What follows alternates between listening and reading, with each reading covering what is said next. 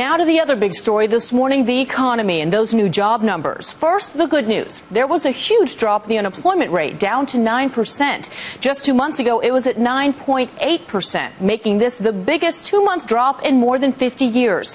But here's why there's little celebrating. Take a look at this. In October, 171,000 jobs were added. Then in November, 93,000 jobs were created.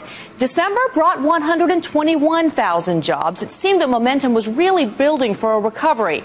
But then these new numbers out yesterday. Only 36,000 jobs added in January. That's far less than was expected. So what happened? The main factor was the continuous onslaught of bad weather, keeping employers and job seekers apart.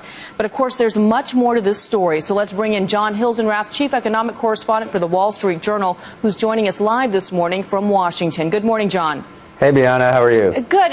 John, I do want to begin by asking about this confusing report, because for over a year, economists have said we need to see 200 to 300,000 jobs added each month to see a significant decline in the unemployment rate. Well, we have seen a significant decline in the unemployment rate, but that's coupled with lackluster job creation. Is it really all about the weather that's causing this?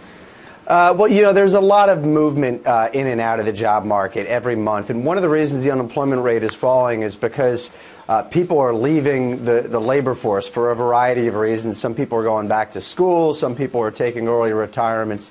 That's helping to pull the unemployment rate down. But I think the big picture here, the big story here, is that everything's moving in the right direction. The unemployment rate is coming down. We are seeing job gains, as you just pointed out, for 4 months in a row.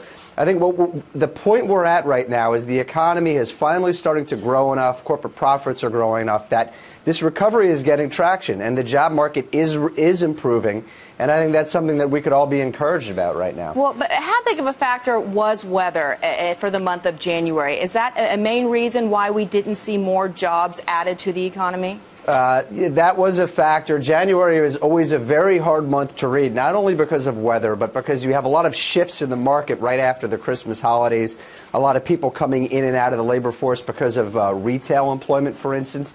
And then the Labor Department makes some adjustments to its measurements of this overall size of the population.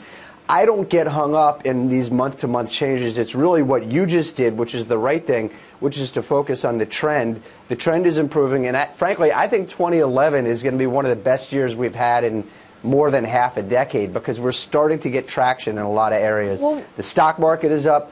Exports are rising. Things are starting to improve. Yeah, things are starting to improve. The stock market had a great month in January. Retail sales are up. Consumer confidence is up. But, John, it really is all about the jobs. And at what point does this become a jobless recovery when we still see these lackluster numbers? 36,000 is not a good number.